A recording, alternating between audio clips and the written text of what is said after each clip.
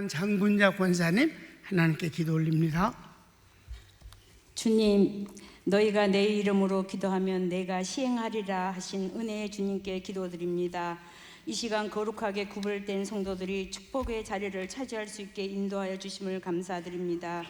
우리의 연약함과 부족함을 아시는 주님, 날마다 주님의 강한 팔로 붙잡아 주시옵소서. 일생의 삶에서 평안함이 당연하게 여기지 않게 하시고 주님의 은혜를 날마다 실감하며 살아가게 하옵소서. 주님, 우리 교회를 축복 주시고 살아계신 하나님을 만나며 일하며 선교하는 교회로 우뚝 세워주심을 감사드립니다. 목사님 강건하게 하시고 성령 충만함으로 새신년 제자 훈련으로 세계 열방 나라들의 참된 진리의 복음을 전하게 하시고 선교지가 부흥되고 자립되게 하시며 예배가 참 예배답게 드려지게 하심을 감사드립니다. 주님, 우리나라를 지켜주옵소서. 지금 이 나라 권력자들이 교회를 대적하고 정의롭지 못하며 부패하고 악하여 헌법과 상식 질서를 망가뜨리고 있습니다. 악한 세력들을 벌하시고 회복시켜 주옵소서. 목사님을 통하여 날마다 참되고 귀한 말씀으로 가르침을 주시니 감사드립니다. 말씀 받은 성도들 세상에 나가 이익을 남겨드리게 하옵소서. 예배를 위해 아름다운 찬양으로 준비한 아가페 성가대 찬양을 주님 홀로 영광 받으옵소서. 아멘. 예배를 위해 섬기는 손길들도 축복 내려 주옵소서. 이 모든 기도 우리를 죽기까지 사랑하시고 다시 오실 예수님의 이름으로 기도합니다. 아멘.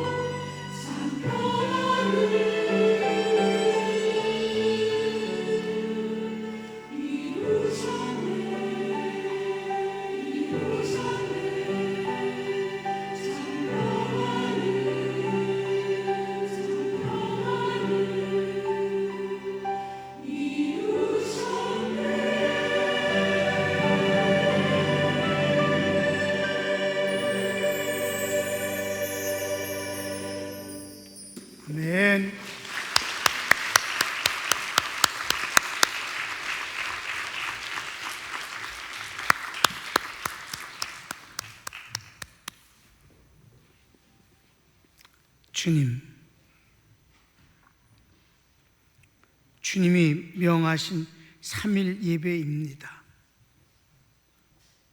주님은 이날 모세에게 율법을 주신 날입니다. 그런데 이스라엘 백성들은 주님을 믿고 기다리는 많은 사람이 있지만 그 가운데 3천여 명은 우상을 만들어서 그 앞에서 뛰놀며 하나님을 능멸하다가 레위 족속들에게 칼에 찔려 죽임을 당하는 일도 있었습니다.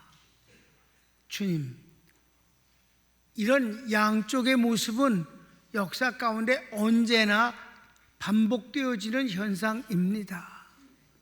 하나님, 오늘 2026년에 5월에 이 수요 예배가 평강교인들에게는 소중한 시간으로 그 자리를 차지하고 있지만은 그렇지 아니하는 많은 교회가 수요 예배가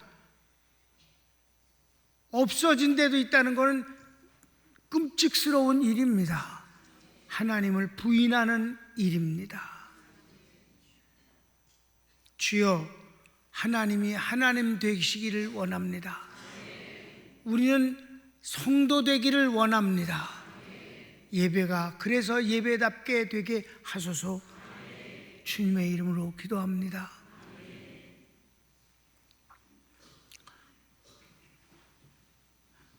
언젠지 날짜는 기억이 안 나는데 팬데믹 끝난 때, 그러니까 언제겠어요? 윤석열 대통령 정권이 태연생했으니까 그때부터 자연스럽게 예배가 드려야 되는 게 그게 수요일이었거든. 수요예배 감사헌금을 쓸 때 하나님께서 내게 이 부족한 종에게 응답을 주신 거예요. 예배 때 나를 의식하지 않는 사람들이 너무 많다. 우리는 예배 때 주님에게 드립시다. 주님의 영광을 위해서 드리고, 성가대도 그렇고 대표기도도 그렇고 모든 예배를 드리는 분들이 다, 그래서 우리는 교회 다니는 사람이 아니라 예수 믿는 사람이 하나님께 예배를 드리는 사람이라고 믿어야 됩니다. 교회 간다고 하지 말고 예배 드리러 간다고 말합시다. 그래, 이제 바울의 2차 선교 보시겠습니다. 바울의 2차 선교 데살로니가 편. 데살로니가 편이에요. 자, 서원을 읽읍시다. 2차 선교는 빌립보에서 문을 열었습니다. 여제자 로디아가 은혜를 받고 그의 집이 빌립보 교회가 됩니다.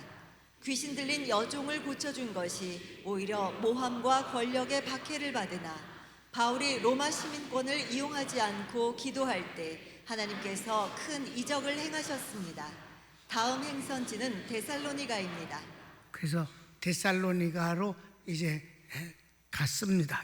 1번 바울 일행이 암비볼리와 아볼로니아를 거쳐 데살로니가에 도착하였는데 거기 유대인 회당이 있습니다.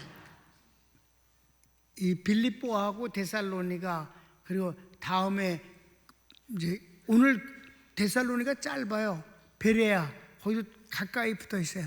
이 두 군데를, 세 군데는 이렇게 옹기종기 있는 그런 지역입니다. 그런데 아덴은 아주 멉니다. 다음 시간에 볼 때가 이제 아덴인데 320km나 떨어져 있기 때문에 아주 오랜 기간 동안 도보로 걸어가면 오래 걸어가는 그런 곳이에요. 그러니까 오늘은 이렇게 붙인 데서 같이 봅니다. 성경을 읽읍시다. 저희가 암비볼리와 아볼로니아로 다녀가 데살로니가에 이르니 거기 유대인의 회당이 있는지라. 여긴 다행히 유대인 회장이 있어요. 빌립보엔 유대인 회장이 없어서 기도처를 예배 드릴 때를 찾아서 가다가 빨래하는 여자들 만났잖아요. 그렇죠? 예. 그러니까 또 그러면 그런 대로 하나님은 역사하셔서 귀한 여자 제자를 만났잖아요. 그럼 2번 바울이 그의 관례대로 회당에서 안식일에 성경을 근거로 그리스도가 해를 받고 죽으시나 다시 사실 것을 증언한 후 내가 전하는 예수님이 곧 그리스도시라라 증거합니다. 언제든지 복음을 전하는 것의 핵심은 예수님, 그냥 예수님이 아니라 예수님은 그리스도시다. 예수님은 구세주시다. 너를 구원하러 오신 분이다. 하나님이 보내신 분이다. 이거를 강조하는 거죠. 성경을 읽읍시다. 바울이 자기의 규례대로 저희에게로 들어가서 새 안식일에 성경을 가지고 강론하며 뜻을 풀어 그리스도가 해를 받고 죽은 자 가운데서 다시 살아야 할 것을 증명하고 이르되 내가 너희에게 전하는 이 예수가 곧 그리스도라 하니. 그렇게 전했어요. 이제 아쉽게도 바울의 복음을 전하는 전문은 안 나와요. 왜냐하면 성경 그러면 이렇게 두꺼워져야 되니까 안 나와요. 여러분 좋은 줄 알아 이렇게 매번 하잖아요. 이렇게 우리가 성경 항상 우리는 듣잖아 말씀을. 그래서 담임 목사가 개인적으로 사도행전 2장과 그리고 3장과 이어지는 베드로의 복음을 전하는 부분과 13장의 바울의 그 비시디 안디옥에서 복음을 전한 그 내용을 깊이 있게 연구한 것은 내게 큰 도움이 됐고 거기서 여러 가지를 원칙을 발견하게 됐다 하는 점이에요. 거기서 오직 성경을 통해서 예수님을 전한다. 아멘. 그냥 개인적인 것이 아니라 성경을 통해서 예수님을 증거하고 사람 얘기, 세상 얘기는 안 한다. 그건 예수님 말씀하신 대로 비유는 안 한다 그랬잖아. 그 대신 뭐래? 자신의 간증과 그건 고백이니까 괜찮아. 그리고 성경을 통해서 복음을 전하지만 또 복음을 전하면서 다른 성경을 통해서 예를 든다. 그러니까 비유를 세상 걸 드는 게 아니라 성경에 나오는 말씀을 인용을 하여 예를 드는 것이다. 아멘. 그거를 아주 확고하게 배웠죠. 어디에서? 제주도에서 신학교 가기 전에 성경. 그때 정확하게 몇 번 읽었는지 모르지만 하여튼 한 주에 2번 신약은 읽었으니까. 그 다음 봅시다. 바울의 예수님 증거에 대해 많은 사람이 말씀을 받고 따르는데 그 중에는 경건한 헬라인과 귀부인들이 포함되어 있습니다. 4절 읽읍시다. 그 중에 어떤 사람 곧 경건한 헬라인의 큰 무리와 적지 않은 귀부인도 권함을 받고 바울과 신라를 조치나. 복음을 전할 때 언제나 양면의 그 현상이 나타나요. 많은 사람들이 예수님을 믿고 이제 주님을 섬기게 됐다는 그런 현상. 물론 여기에는 이제 병 낫고 그러는 것은 많이 생략돼요. 이제 다음에 베레아까지만 하고 다시는 유대인의 그 박해받는 장면을 기록 안 해요. 지긋지긋해. 그렇게 한 군데도 빼놓지 아니하고 시기심으로 괴롭히고 막 패고 감옥 집어넣고 그런 일들이 반복되지만 이제 더 이상은 기록을 안 해. 왜? 그런 걸 매번 기록하면 성경이 이렇게 두꺼워지니까. 그러니까 어디서든지 그렇게 두 가지 현상은 있었구나. 예수님을 믿는 많은 사람들이 은혜를 받는 것과 또 하나는 유대인들의 시기심을 인해서 어려움을 당했다는 건 항상 있는 현상이었다. 아셨죠? 그래서 그러나 4번 그러나 유대인들은 바울을 시기하여 길거리 불량배들을 동원하여 소동을 일으키고 바울이 숙소로 머물고 있는 야손의 집을 침입하여 바울을 잡으려 합니다. 5절을 읽겠습니다.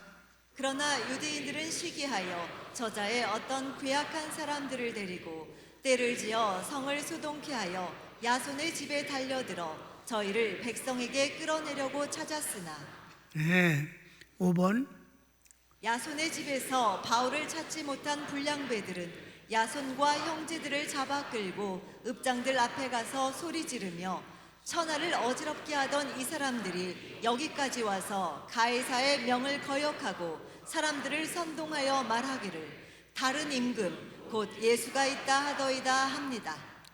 거짓말로 선동을 하는 것이 뭐 언제든지. 여러분, 핍박은 예수님과 진리가 거짓이 아니기 때문에 그 진리를 이기려고 하는 방법은 거짓뿐이 없어요. 진리로서 진리를 어떻게 이겨? 그건 안 되는 거예요. 그러니까 진리를 이기려고 동원되는 건 거짓이 항상 억지, 거짓, 그런 거지 뭐. 성경을 읽을까요? 발견치 못함에 야손과 및 형제를 끌고 읍장들 앞에 가서 소리질러 가로되 천하를 어지럽게 하던 이 사람들이 여기도 이름에 야손이 드렸도다. 이 사람들이 다 가이사의 명을 거역하여 말하되 다른 임금 곧 예수라 하는 이가 있다 하더이다 하니. 네, 그렇게 거짓말로 그렇게 하는 거예요. 그런데 6번 그랬는데 어떻게 돼서? 읍장들과 주민들이 이 말을 듣고 소동하다 범죄를 찾지 못하니 보석금을 받고 풀어줍니다. 뭐 그런 거지 뭐. 처음부터 거짓말로 시작된 거니까. 거짓말은 증거가 없잖아. 예수님을 죽일 때도 거짓 증인을 돈을 주고 샀잖아. 근데 주님이 뭐래? 맞대항을 했으면 주님은 벌을 받을 수가 없지. 근데 그냥 가만히 아무 말도 안 하시니까, 받아들이시니까, 그것이 옳다는 것이 아니라 그냥 고난을 받으시는 것이 주님의 구원 사역이니까. 뭐 그건 예수님의 경우는 다르지. 그러니까 바울의 경우 아무런 잘못이 없으니까, 사실이 그게 아니니까. 바울이 로마 시민권자인데 절대 그런 반역 행위를 할 리가 없다는 것이지. 그러니까 사도 바울은 어디에서든지 로마 정권을 욕한 적이 없어요. 예수님 정권을 욕한 적 없어요. 로마 정권에 대해서. 그 정권 자체가 하나님의 섭리 역사에 되어지는 거예요. 그런데 성경은 누굴 욕해요? 정권 자체는 있어야 되지만은, 나라도 있어야 되고 정권도 있어야 되지만 정권자의 더러운 것은 용납 안 되는 거예요. 아멘. 그러니까 세례 요한이 왕을 갖고 욕을 하지 않았어? 그것 때문에 목이 잘려서 죽은 거지. 그러니까 구약 성경에서 특별히 이 소선지서는 재미가 없어요. 그래서 내가 여러분한테 소선지서는 강해를 안 해. 왜냐하면 소선지서는 뭐냐면 앞으로 유대 민족이 망할 거라는 얘기. 언제 AD 70년에 망해버린 나라가 그냥 완전 이 지구상에서 없어져 버리잖아. 그 얘기를 끝없이 하는 거예요. 회개하라, 망한다, 회개하라. 막 망했어, 그냥 회개 안 해서. 그 얘기를 읽으면 답답해. 아니, 그런 얘기를 지금 공부해서 뭔 소용이 있겠어? 그래, 안 그래, 여러분? 그러니까 나는 복음을 가르치고 싶은 것이지. 성막론을 뭐하러 가르치겠어? 율법과 성목은 다 예수님을 가리키는 그림자라고 그랬으니까 그건 줄 알면 됐지. 아멘. 그러니까 예수님을 전하는 게 복음이고 중요한 거지 뭐. 그러니까 오늘 목사님 소선지서 안 하면 소선지서 너 열심히 공부해라, 자습해라. 나 다 끝났는데 하고 싶지 않다. 그런 거지 뭐. 그러니까 정치에 관한 얘기가 너무 많아요. 구약 성경은 거의 모든 선지자들이 말할 때 정치를 빼놓고는 말한 게 없어. 예언도 그렇고. 여러분, 이 세상은 우리는 정치를 무관심하면 안 되고. 여기까지가 데살로니가. D 봅시다. D. 바울의 2차 선교 베레아 편. 그래, 서원을 읽읍시다.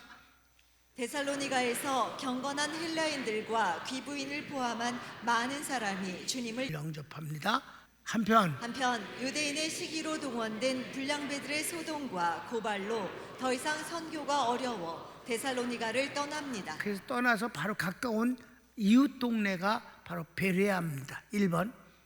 밤에 은밀히 형제들이 바울과 실라를 베레아로 보내니 그들이 유대인 회당에 들어갑니다. 그래, 여기도 유대인 회당이 있어서 다행이에요. 그런데도 뭐해? 유대인 회당에 가면은 편리하긴 한데 반드시 연병이 일어나잖아. 시기가 일어나고 박해가 일어나잖아. 그래, 안 그래? 여러분, 빌립보는 유대인 회당이 없다는 말은 유대인이 없다는 얘기 아니야. 그러니까 거기서는 유대인하고 부딪힐 일이 없어서 귀신 추방했더니 거기 돈 버는 새끼들하고 또 싸웠지 거기는. 근데 어떻든 간에 복음을 전하면 영접과 반대는 있게 마련이다. 그래서 여러분, 목사님이 세상에까지 존경을 받고 세상에까지 인기를 얻으려고 만일에 생각을 한다면 그건 발칙한 일이다. 그건 제대로 주의 종으로서의 길을 가기를 원치 않는 자다. 그건 스타의식이다. 아셨습니까? 성경을 읽을까? 밤에 형제들이 곧 바울과 실라를 베레아로 보내니 저희가 이르러 유대인의 회당에 들어가니라. 2번. 베레아 사람들은 데살로니가 사람들보다 더 신사적입니다. 그리고 간절한 마음으로 진리를 확인하려고 성경을 상고합니다. 이들은 성경을 아주 무조건 감정에 의해서, 선동에 의해서 반대하는 게 아니라 바울이 복음을 전하면 정말 그런가? 예수님에 대해서 성경에 그렇게 기록했어? 그러면서 열심히 개인적으로 집에 가서 성경을 상고하더라 이 말이에요. 아멘. 그럼 그 데살로니가에서도 3주를 세 주를 계속해서 복음을 전했는데 베레아에서도 복음을 많이 전했어요. 그래서 열심히 복음을 확인하면 이게 신사적이지. 그러니까 성경이 과연 그런가 하고. 성경 읽읍시다. 베레아 사람은 데살로니가에 있는 사람보다 더 신사적이어서 간절한 마음으로 말씀을 받고 이것이 그러한가 하여 날마다 성경을 상고하므로. 이게 정상이지. 3번. 그 중에 많은 사람이 믿고 상류층 사람들도 적지 않은 수가 믿습니다. 성경 읽읍시다. 그 중에 믿는 사람이 많고 또 헬라의 귀부인과 남자가 적지 아니하나. 4번. 그런 중에 데살로니가에 있는 유대인들이 바울이 베레아에서도 복음을 전한다는 소식을 듣고 찾아와 똑같이 소동을 일으키며 선동합니다. 이 새끼들은 미쳤어. 여러분, 저기서도 그랬잖아. 이고니온에서 루스드라까지 찾아와갖고 돌로 때려 죽였잖아 그때. 1차 선교 때도. 아주 이 시기심이라는 건 무서운 거예요 여러분. 데살로니가에 있는 유대인들이 바울이 하나님 말씀을 베레아에서도 전하는 줄을 알고 거기도 가서 무리를 움직여 소동케 하거늘. 그래서 5번은 형제들이 바울을 바다까지 안내할 때 아덴까지 육로로 320km의 먼 길을 동행합니다. 실라와 디모데는 베레아에 머뭅니다. 아덴에서 베레아로 돌아가는 베레아 형제들에게 실라와 디모데를 속히 보내줄 것을 요청합니다. 참 이 베레아의 이 성도들이 320km를 걸어서 데려다 줬다는 게 보통 일이 아니잖아. 이게 바로 성령의 역사야.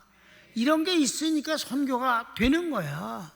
반대하는 놈만 있으면 어떻게 선교를 하겠어? 이렇게 희생적으로 사랑으로 섬기는 사람들이 있으니까 선교는 되는 거라고. 뭐 다른 거 얼마나 먹는 걸 주고 뭐 편안하게 그거 320km를 데려다가 줬다 안내라고. 보통 일이 아니지. 그렇잖아요. 부산까지가 400km인데 320km를 갔다가 돌아왔다. 근데 이제 신라하고 디모데를 그냥 베레아에다 두고 갔어요. 그런데 이제 바울이 뭐라고 그러냐면 빨리 나한테로 보내달라 이렇게 해서 그렇게 보내달라고 하고는 저희들은 도로 돌아갔잖아요. 그래서 다음 시간에는 이 바울이 이제 아덴에서 만났는데 아덴에서 만나고 또 신라를 또 이제 그 데살로니가 또 보내고 또 딴 데 또 보내고 막 이렇게 여기저기를 보내요.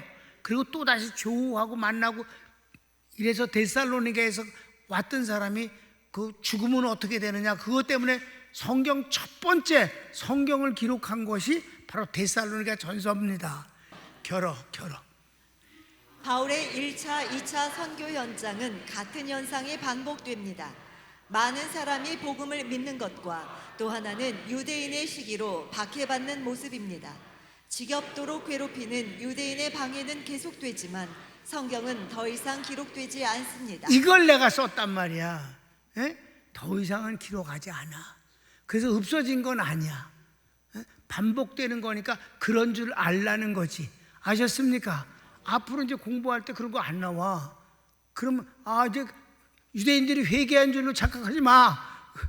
모든 걸 다 기록하는 게 성경은 아니니까. 아멘?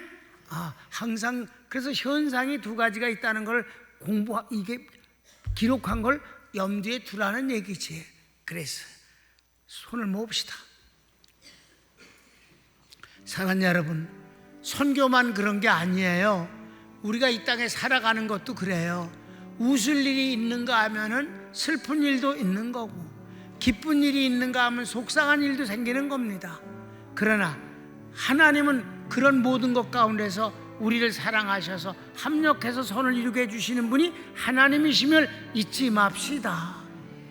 그러므로 우리가 시비에 엇갈린다고 해서 낯색 변하지 말고 이러면 이런 대로. 그래서 성경은 뭐라고 그랬어요? 고난당하는 자가 있느냐? 기도할 것이요. 기쁜 일이 있느냐? 찬송할지니라. 감사한 일이 있느냐? 주님을 사랑할 것이며. 아멘. 하나님 그저 주님 중심으로 살게 해주세요. 다 같이 주여 한번 부르고 기도합니다. 주여